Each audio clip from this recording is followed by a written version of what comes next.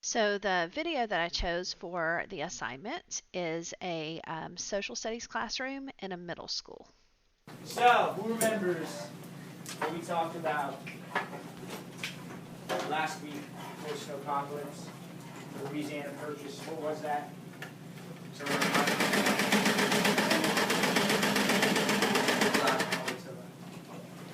All right, so right off the bat, one of the first things I noticed was in the recording here of the video, you can hear what I think is a student sharpening their pencil. It sounds like a machine gun.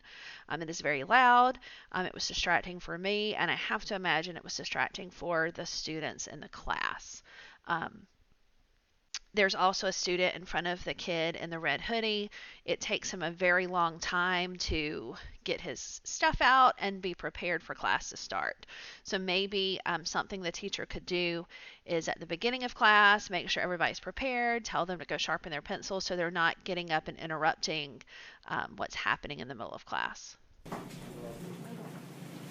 hear you over the machine gun fire. All right, go ahead. I think George Washington bought, no, not George, I don't know who it was, I forget. Thomas Jefferson. Thomas Okay, Jefferson. good. He bought like a lot of acres of land for like 3 cents each. Right. When he did that. So like they went to explore it, and there's kind of pirates. Okay. Yeah. So they went to explore it, and the 2 main people's names were. Looking back at his notes, I like it. So that right there, I thought was a really good encouragement for that student in class. As the student was answering his question, he was looking back at his notes and he referred to that. Hey, looking back at your notes, I like that. I think that's a really good encouragement. What he's doing here in this part of the lesson is he's activating prior knowledge from their from a previous class, but he's just asking them questions and having them answer them in class. Autumn, why don't you help?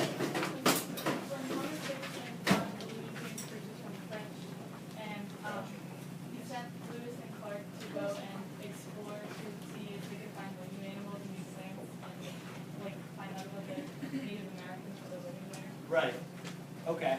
What's up? Sacagawea, yes. Her woman. Shoshone woman helped them, right? She was very important. She was a guide for them. Yeah, we'll talk about her. Good. So, the main theme for this unit, all right, one of the main themes that you have to remember is that when an area expands its territory, like the United States is doing in this period, right, the early. So this entire lesson is a lecture where he's lecturing about the Barbary Coast and the pirates along that area. And the kids throughout the video look a little bored, only because sitting there and listening to 23 minutes of a lecture is kind of a long time, especially for middle schoolers.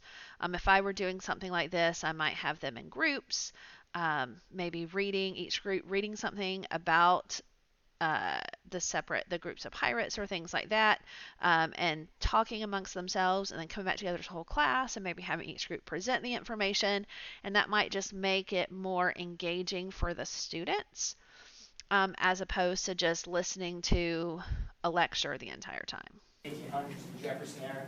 When territory expands like that, it can be positive in some ways, and we talked about some of those ways, right? The economy is now better, farmers have more land, right? They can produce more. Congress is excited, they want to see the opportunities in the fur industry that are out there. We talked about all that. But you have to remember that everything comes at a price, right? There's another side to every story.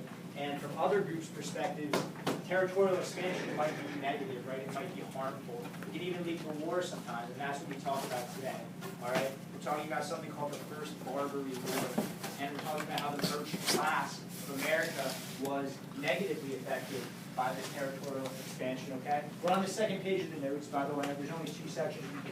All right, so one of the things that he has done to try to have the kids pay attention to what's going on in class and to help them learn is he's given them a packet that has some fill in the blanks where they're going to fill in the notes as he goes through the lecture. And I do think that this is a good way to keep students focused on what you're talking about, But I also think in some ways you just have them looking for the key words and not really processing the information when you're doing that. Um, Another thing that I kind of noticed with this is he's not doing anything else to keep them engaged in what he's talking about in the lesson. To that. You know how it goes as you go along, you see anything underlined, fill it in. It might get cramped at times, I'm sorry for that, but please try your best. So, you might remember when you were reading the Constitution with Mr. Martin, there's that one section about piracy, right? And we talked about how these are some of the connotations that we give to pirates, right? We name baseball teams after them. We have a very lighthearted and almost comical approach to them, right? So one thing that he could do here, maybe to make it more interesting for the students, instead of just showing them a static picture of these examples of pirates, maybe you could show a clip from Peter Pan and Captain Hook, or a clip from the Pirates of the Caribbean with Jack Sparrow, just to, again, it's the engagement, pulling the kids in. They would get the reference, and they would, I think it might make it more interesting and make them more willing to pay attention to what they're talking about. But piracy is a serious problem. It's a serious problem in today's world. We talked about that, right? Captain Phillips, the African pirates in Somalia. And it was a problem in the early 1800s as well with the first Barbary War, which is what we talk about today. There were two separate Barbary Wars. So, if you were to watch the entire video here, it is lecturing the entire time. And he doesn't seem to do much to reach different kinds of students in class. Certainly some students are going to learn through that format, but he doesn't vary it up to get those students who maybe aren't paying quite as much attention to learn the information. So maybe that's something that he could do to make the lesson just more engaging and more learning for the students.